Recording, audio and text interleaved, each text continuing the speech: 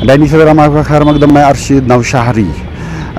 Breast cancer के हवाले से हम आज बात करेंगे और आप तक ये मैसेज पहुंचाएंगे हम, क्योंकि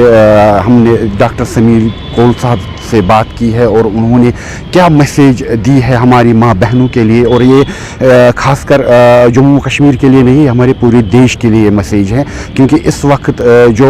रेशो जो निकल रहा है हमारी माँ बहन का जो ब्रेस्ट कैंसर के हवाले से, उसके हवाले से ये मैसेज है। मगर मेरी ये अपील है, ये वो इवेंट है जिसमें जानकारी दी जाएगी और आप जैसे लोग इसको लोगों तक पहुंचाएंगे, और हमारे यहाँ के कोलीग्स जो ऐसे लोगों से रूरल एरियाज़ पे या अपने ओपीडीज़ में जितने ज़्यादा मरीज़ों को ये पता चले, जितनी ज़्यादा फैमिलीज़ को पता चले, जितनी ज़्यादा पब्लिक को पता चले, सिविल लोगों को पता चले, तो ये जानकारी से फ़ायदा ही होगा। इसी तरह से ये बात निकलेगी और उनकी ज़िंदगियों में ये तब्दीलियाँ आएंगी। सबसे पहली बात तो ये है कि जब भी कोई ब्रेस्ट के दरमियान कोई लंप हो, बराबर वैसे ही प्रेगनेंसी में भी वही सिम्टम्स होते हैं जो एक नॉन प्रेग्नेंट औरत में होते हैं, मगर फ़र्क इतना है कि प्रेगनेंसी में ये मास्क हो जाते हैं, क्योंकि प्रेगनेंसी में ब्रेस्ट में खुद ही हार्मोनल चेंजेस हो जाती हैं और प्रेगनेंसी में ये नज़रअंदाज हो जाती हैं ये चीज़ें। इसको प्रेगनेंसी की वजह से समझा जाता है, तो ये लेट स्टेज में डायग्नोस होता है, और जब उसमें ट्रीटमेंट कराते हैं इसमें एक कोऑर्डिनेटेड एफर्ट कई डॉक्टरों, कई स्पेशलिस्टों को इकट्ठे आपस में बात करके, प्लान करके, मिल के कीमोथेरेपी करनी है या नहीं करनी है, कब करनी है, सर्जरी अगर करनी है तो किस वक्त मौकूल वक्त है उसका करने का, या रेडिएशन होनी चाहिए या नहीं होनी चाहिए, और अगर गलती से हो जाए तो उससे क्या नाजायज़ और नाकारा चीज़ें हो सकती हैं, कॉम्प्लिकेशंस हो सकती हैं बच्चे में और औरत में, ताकि ये सब चीज़ें अवॉइड हों। इसके बारे में आज हम बात करेंगे और ये लोगों तक पहुंचाने की कोशिश करेंगे। कई सारी चीज़ें हैं, जैसे मैंने आपसे कहा कि अपने सिम्टम्स को एकदम पेश करें अपने डॉक्टर के साथ में,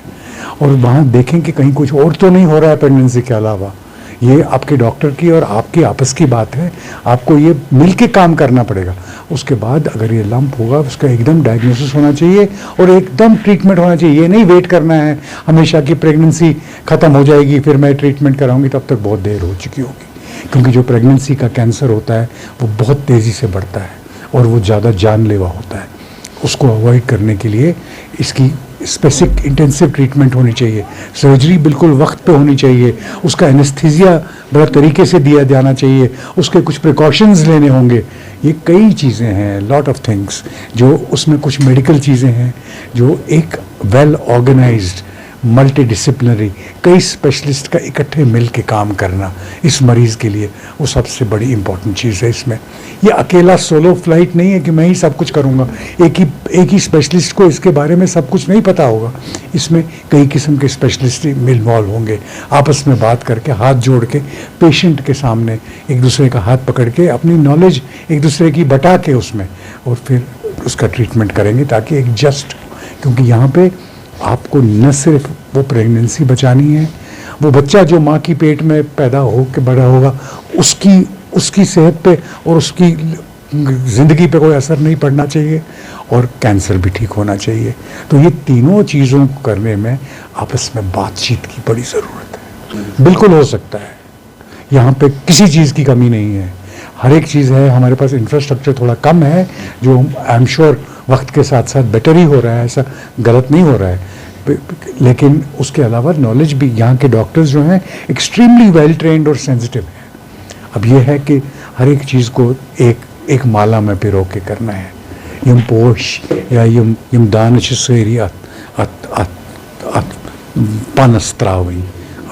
यकजा गोसी ये गस माल बन पूरा। पूरे देश के अवामुल नास से ये अपील है, इसको शेयर कीजिए और बाकी लोगों तक पहुंचाइए। ब्रेस्ट कैंसर के स्पेशलिस्ट है डॉक्टर समीर कोल साहब, और आप ये देखिए और लोगों तक भी पहुंचाइए। मुझे दे दीजिए इजाज़त, खुदा हाफिज़।